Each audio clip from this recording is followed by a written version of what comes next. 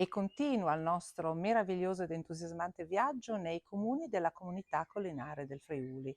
Beh, come potete vedere, ecco, io mi faccio da parte perché vorrei che vedeste questo spettacolare panorama. Ci troviamo in un territorio che è conosciutissimo per l'enogastronomia. Parliamo dei prosciutti, i famosi prosciutti di San Daniele. Ma San Daniele non è solo questo, San Daniele è anche territorio, è anche cultura, è anche arte, è molto altro. Ma noi ce lo faremo spiegare dal primo cittadino, dal sindaco Piero Valen. Buongiorno Piero. Buongiorno, benvenuti qui a San Daniele. Ci troviamo in questo terrazzino che è un bel affaccio sul nostro Friuli. Vedete che cosa si può ammirare qui da San Daniele. San Daniele è incastonato in questo bel territorio che è la comunità collinare, quindi in mezzo alle colline, tra le montagne e il mare, dove giustamente proprio per queste caratteristiche ambientali, i venti, la vicinanza del tagliamento, siamo stati capaci nei secoli di produrre quel prodotto d'eccellenza che è il prosciutto crudo di San Daniele. Però non è solo prosciutto crudo, è ovviamente anche cultura, biblioteca guarneriana, insomma tante cose da vedere, tante cose da visitare, soprattutto esperienze ed emozioni da sentire, da provare qui nella nostra bella cittadina. Ecco, entriamo un po' più nel dettaglio. Facciamo finta che io sia una turista, viene in Friuli per la prima volta e così conosce queste zone meravigliose, perché poi la Collinare, in generale incentiva moltissimo, anche per la conformità del territorio, il famoso turismo slow, quindi, bicicletta piuttosto che camminate, piuttosto che passeggiate. Ecco, io vengo con la mia famiglia. Quali sono proprio i luoghi a San Daniele, anche di arte, anche di storia, che si possono trovare, che sono interessanti e golosi per il turismo? Partiamo da quello che riguarda il turismo slow, quindi vedete alle nostre spalle questo territorio bellissimo e quindi dovete sapere che in San Daniele, attorno a San Daniele, quindi nei comuni che si snodano attorno alla nostra bella città, ci sono ben 36 percorsi ciclabili che vi portano con più o meno difficoltà a poter visitare dei luoghi bellissimi, dei castelli, dei corsi d'acqua, dei percorsi anche enogastronomici dove facendo tappa in bicicletta potete trovare dei prodotti d'eccellenza, non solo il prosciutto ma anche del vino e delle altre pietanze. E poi sotto l'aspetto culturale c'è bellissimo in centro storico un duomo imponente su una bellissima piazza, il loggiato della Guarneriana, intorno una piazza accogliente con un sacco di locali, anche di negozi enogastronomici dove poter prendere e comprare qualcosa da riportare a casa. E poi nelle vicinanze c'è, facendo 50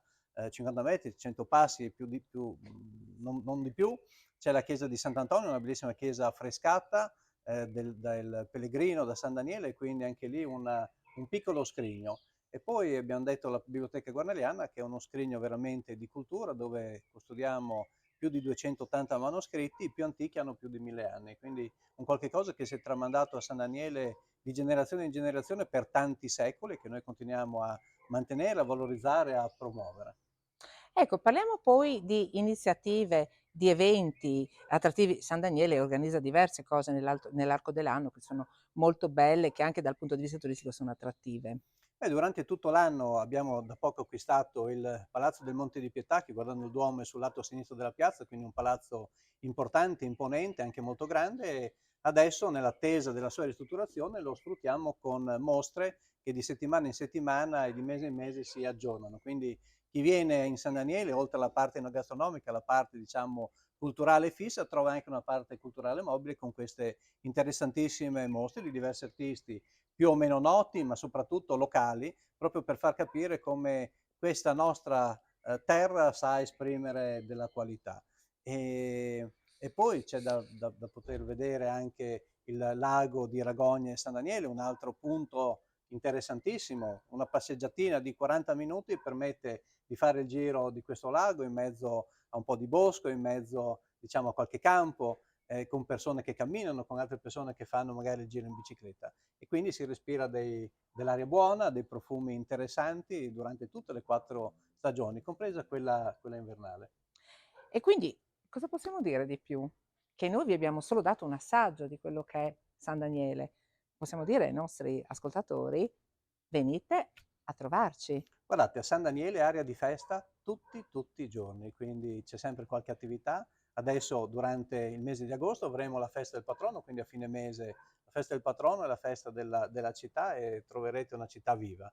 E poi ci sono i concertini, poi ci sono dei momenti culturali. La Biblioteca Guarneriana, oltre ad essere scrigno di cultura e di manoscritti, anche durante l'anno, con cadenza direi bisettimanale, organizza degli incontri di promozione dove si presentano dei libri nuovi, quindi di autori moderni, oppure anche dei lavori proprio sul patrimonio che abbiamo gestito. E poi molto interessante, abbiamo una fondazione che promuove molto la cultura, la Fondazione Scriptorium Foro Iuliense, che è anche gestrice del Museo del Territorio, a pochi passi dal centro storico. Al Museo del Territorio trovate una parte archeologica molto interessante, ma ancora di più una rinnovata sezione sulla cultura ebraica, perché San Daniele è molto legata a una vecchia e datata presenza della comunità ebraica, che qui aveva anche la sua sinagoga, il ghetto e quant'altro, e che adesso noi raccontiamo per come è rimasta e come, diciamo, ha interessato nei secoli la convivenza con la nostra comunità. E poi proprio lo Scrittorium Friuliense ha dei progetti interessantissimi di insegnamento della scrittura a mano e soprattutto la produzione di carta e delle produzioni che includono la copiatura di alcuni codici manoscritti che noi conserviamo in Guarneriana. Quindi veramente un lavoro a tutto tondo, si respira cultura, si respira bellezza e si respira bontà in ogni angolo della nostra bella cittadina. Cultura, arte, enogastronomia, eventi, tutto quello che voi potete vedere, panorami fantastici, dovete venire a vederli di persona e quindi vi aspettiamo a San Daniele del Friuli. Grazie Piero A Valente, il prestissimo sindaco. e vi aspettiamo con le braccia aperte. Ciao.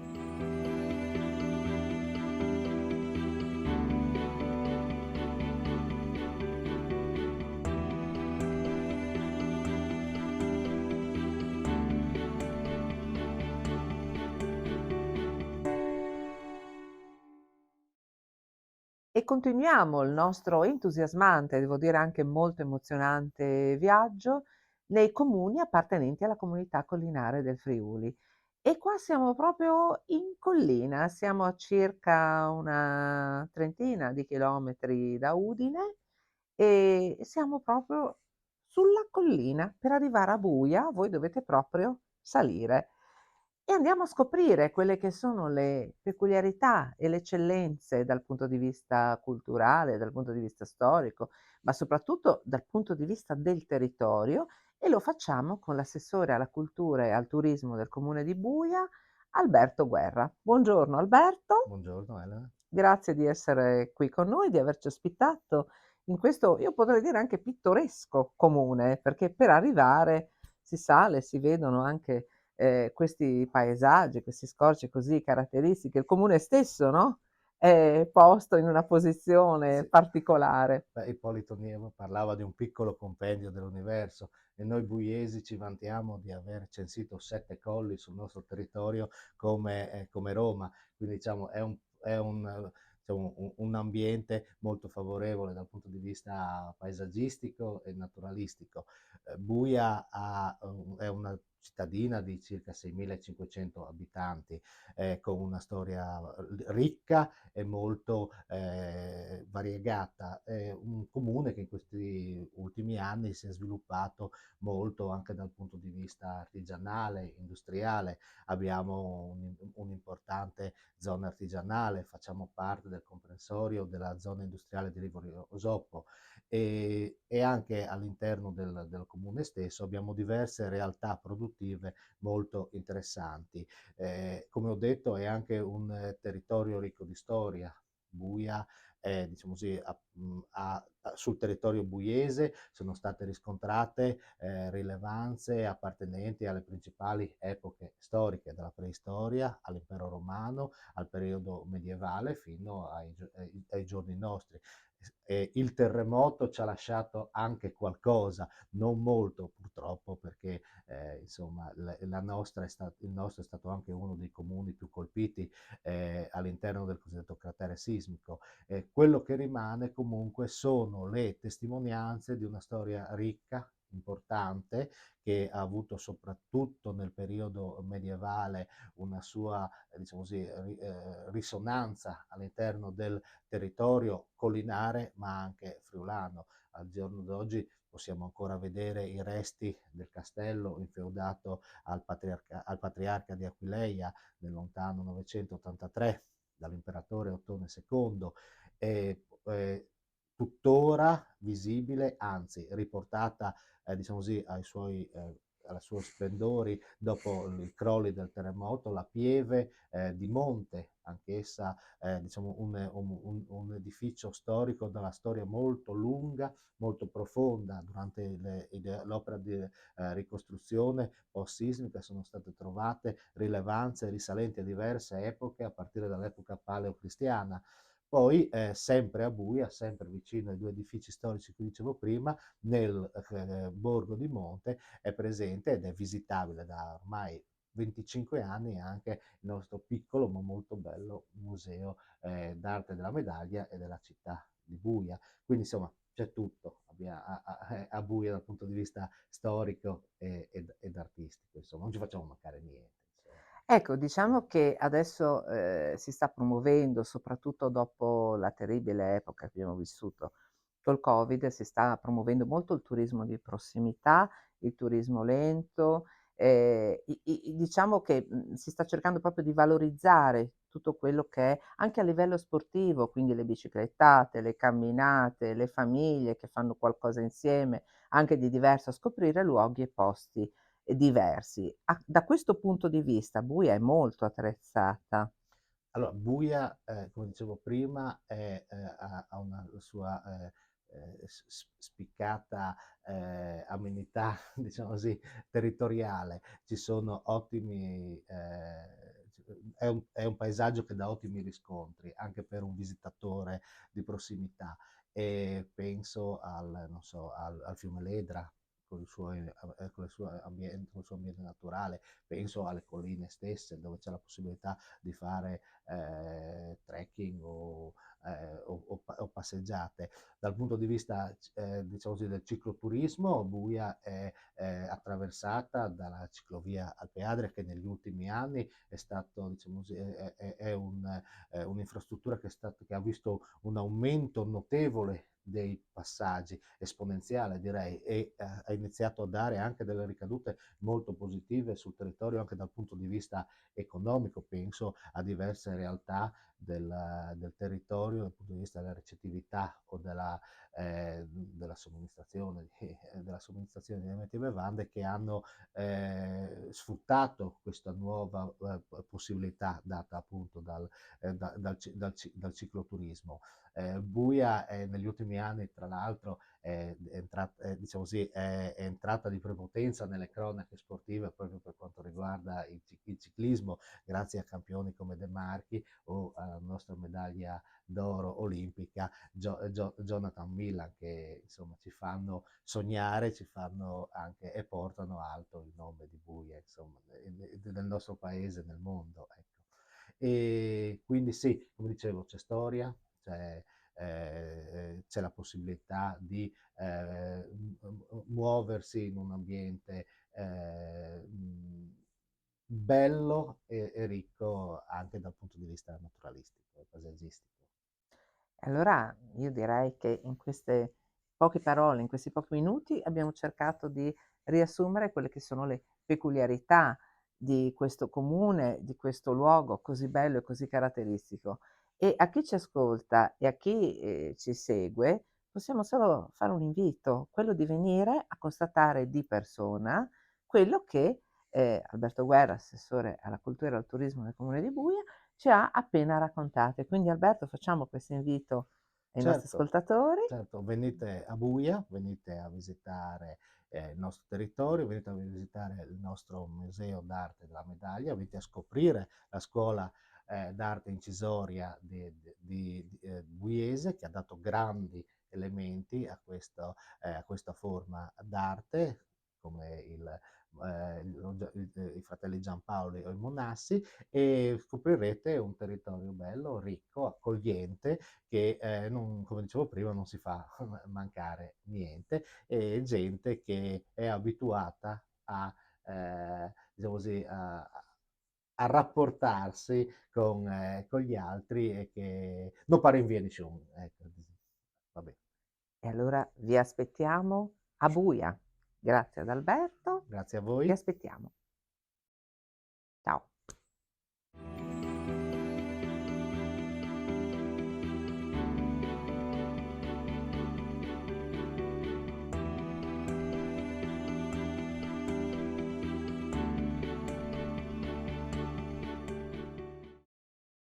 Siamo a 2 passi dal cielo. Come potete vedere, sono circondata da una natura splendida. In un contesto meraviglioso mi trovo nel castello di Ragogna. Continua il nostro viaggio nei comuni della comunità collinare del Friuli, e a descriverci le bellezze e peculiarità di questo meraviglioso territorio la sindaco Alma Concil. Grazie Alma di averci ospitato in questo contesto strepitoso. Allora, se noi dovessimo chiederti quali sono, beh, domanda scema, perché voglio dire, basta guardarsi in giro, Certo. ma quali sono i posti più belli e più attrattivi di questo territorio mozzafiato? Allora, innanzitutto grazie per la visita e per essere qui oggi con noi. Ragogna è un piccolo compendio dell'universo, perché in 22 km quadrati ospita, diciamo, il Monte di Ragogna, che è la collina più alta d'Italia, il lago di Ragogna, il fiume Tagliamento, e poi abbiamo anche colline, pianura, e quindi, diciamo, dal punto di vista ambientale ogni ben di Dio. In più un ricco patrimonio storico antico che riguarda questo castello, e che, diciamo, probabilmente ha ospitato in epoca celtica, romana, e più o meno, insomma, in quei secoli, le popolazioni appunto di allora, ma del quale le prime tracce storiche risalgono al VI secolo d.C., con Venanzio Fortunato, che appunto, mentre stava facendo un pellegrinaggio, è passato qui sotto e ha detto che appunto Reunia sovrasta le acque del Tagliamento. Quindi questo per parlare della, diciamo, della storia di questo castello. Ma al lago di Ragogna sono stati, con degli scavi fatti tanti anni fa, sono stati ritrovati, diciamo, delle testimonianze di un insediamento agricolo risalente addirittura a 5.000 anni avanti Cristo. Abbiamo 2 musei, il Museo della Grande Guerra, perché chiaramente Ragogna è stata testimone di una battaglia, la battaglia del Monte de Ragogna, nel periodo in cui purtroppo c'è stata la ritirata di Caporetto, e quindi mentre le truppe si stavano ritirando per assestarsi sul Piave, qua si è combattuta una battaglia molto importante, appunto, che ha dato il tempo alle truppe di arrivare dove dovevano, e quindi poi di riuscire in qualche modo a combattere, quindi a voltare, diciamo, a cambiare gli esiti della guerra, diciamo. Ripeto, abbiamo ancora l'altro museo, che è il Museo Civico Naturalistico, dove sono presenti, diciamo, tutte le testimonianze archeologiche e storiche e anche naturalistiche del nostro territorio. Quindi abbiamo un po' di tutto, e la cosa più bella è quella di poter dire alle persone: venite a Ragogna, perché effettivamente qua potete beneficiare, insomma, di un ambiente accogliente, naturale, e soprattutto dove poter vivere e stare bene, in tranquillità, mangiando del buon prosciutto, Quindi parliamo di assaggiando. enogastronomia, parliamo di cultura, di storia. Certo. Noi salendo questo, per arrivare nel posto più panoramico di questo meraviglioso castello, abbiamo visto che voi organizzate delle gite, delle camminate con delle guide, quindi è tutto organizzato. Noi entrando, qua tra l'altro si fanno anche i matrimoni, Si fanno anche posto matrimoni, favoloso. certamente, e il luogo è piccolino, però comunque, insomma, quando ci sono dei matrimoni, delle cerimonie, insomma, raccolte non per centinaia di persone, questo è il luogo adatto appunto Molto per... romantico, molto bello. Il Esattamente. tagliamento che lo abbraccia. Sicuro, sicuro. Poi, come dicevo, appunto, prodotti gastronomici, diciamo, di qualità.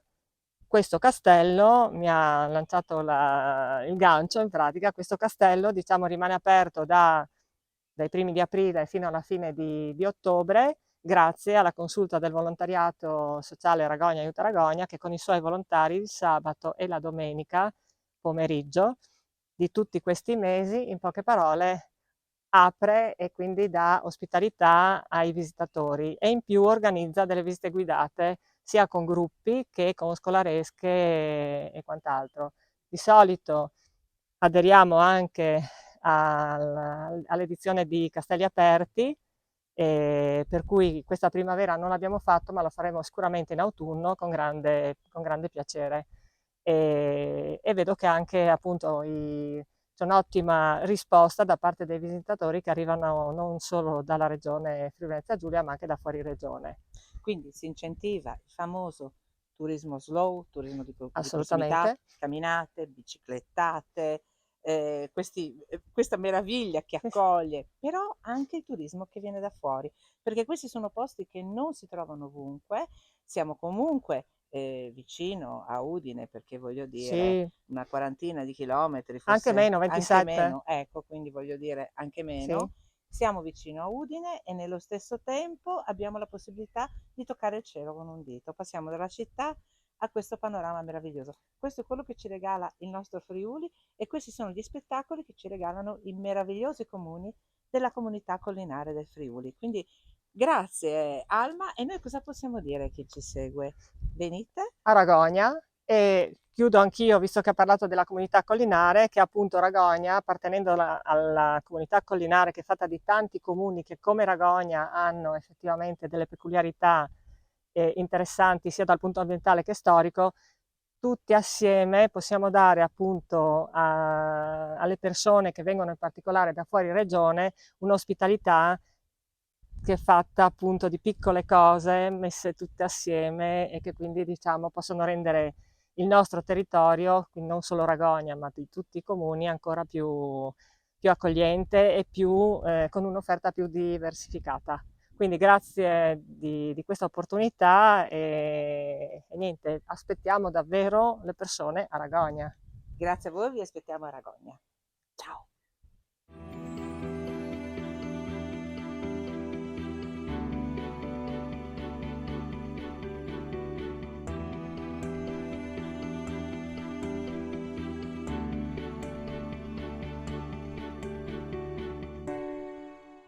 E sono in compagnia del vice sindaco reggente Mauro Del Pino, buongiorno Mauro, Buongiorno. e del consigliere con delega al turismo Stefano Marini. Buongiorno. Perché? Perché nessuno meglio di loro due possono spiegarci: se io fossi un turista e dovessi venire qui, in questo territorio splendido di cui voi vedete solamente un piccolo assaggio, che cosa mi consigliereste?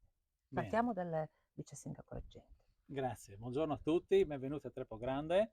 Abbiamo scelto questa location appunto per farvi vedere dall'alto del Colle Bellavitis di Trepogrande, per aprire, no, con questa cornice e dirvi benvenuti a Trepogrande, che si apre e si affaccia sull'intera comunità collinare. Trepogrande fa parte dei 16 comuni della comunità collinare, un ente importante per il nostro territorio. E Trepogrande appunto è un comune con una grande ispirazione turistica. Come possiamo vedere appunto dai panorami che ci sono, potete capire che la natura regna sovrana, la fa da padrona. Dopodiché Trepogrande ha questa vocazione turistica proprio perché all'interno del proprio territorio ci passano le due ciclovie più importanti, che sono l'Ipovia del Valle del Cornor, che arriva fino al comune di Udine, e la ciclovia Alpe Adria, che come sappiamo da Salisburgo arriva fino alla città di Grado. Quindi si ferma qui nella piazza di Vendoglio, e quindi dopo scopriremo insomma ancora meglio quali sono queste peculiarità.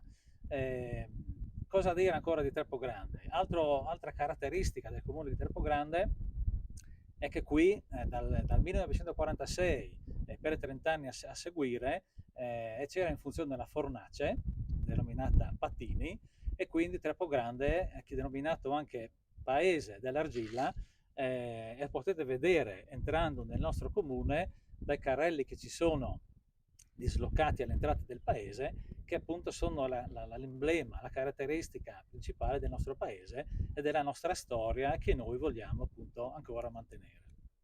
Ecco, e io adesso andrei così a scoprire, a chiedere al consigliere con delega al turismo, a Stefano Marini, dal punto di vista turistico, adesso si parla molto di turismo lento, di turismo di prossimità, quindi come diceva il vice sindaco prima, ci sono queste iniziative, ci sono le ciclabili, c'è la natura, c'è il territorio, ma su quali altre iniziative e cose interessanti si può contare qui a Trepogrande?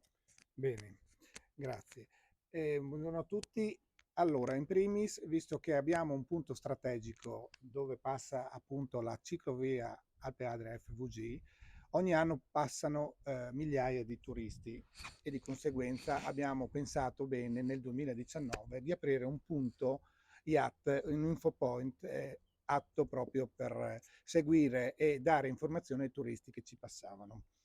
Tant'è vero che siamo dislocati nella comunità collinare come punto d'accesso ed è una porta importante per tutti i comuni limitrofi dove i turisti si fermano a chiedere informazioni ed è utile da parte nostra dare informazioni sia per i comuni che hanno bisogno comunque di accedere al turista che ha bisogno comunque di informazioni recettive, bisogno di qualsiasi genere, sia per i residenti che hanno logicamente benefici, ne traggono benefici dato che il turista ha comunque interesse a visitare il paese. È anche vero che c'è bisogno di una collaborazione tra i comuni, una collaborazione che stiamo sviluppando ormai da diverso tempo grazie alla consulta del turismo nella comunità collinare del Friuli Venezia Giulia. Ecco, ed è molto bello quello che ha detto adesso Stefano, perché questo è creare rete, fare rete fra i comuni in questo caso della Collinare, che tutti insieme fanno in modo che dal punto di vista dell'accoglienza, se vogliamo anche dell'enogastronomia, dal punto di vista territoriale, possano offrire un pacchetto completo ai turisti, in modo che vengano e in qualsiasi posto vadano, anche nelle zone limitrofe, perché mi è parso di capire che il vostro infopoint è quello un po' che fa da guida un po' per tutti i comuni, no? E questo è molto bello perché voi sapete dove andare, avrete tutte le informazioni, ovviamente per Trepogrande, ma le avete anche per i comuni limitrofi e sapete esattamente come muovervi, dove andare per vivere un turismo di prossimità veramente di qualità.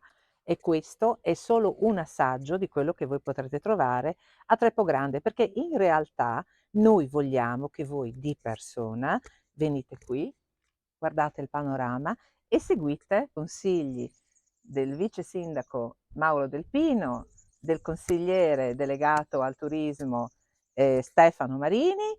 Vi aspettiamo a Trepogrande. Grazie per l'opportunità e vi aspettiamo tutti qui a Trepogrande. Vi aspettiamo a Grazie. Trepogrande. Venite, ciao! Ciao!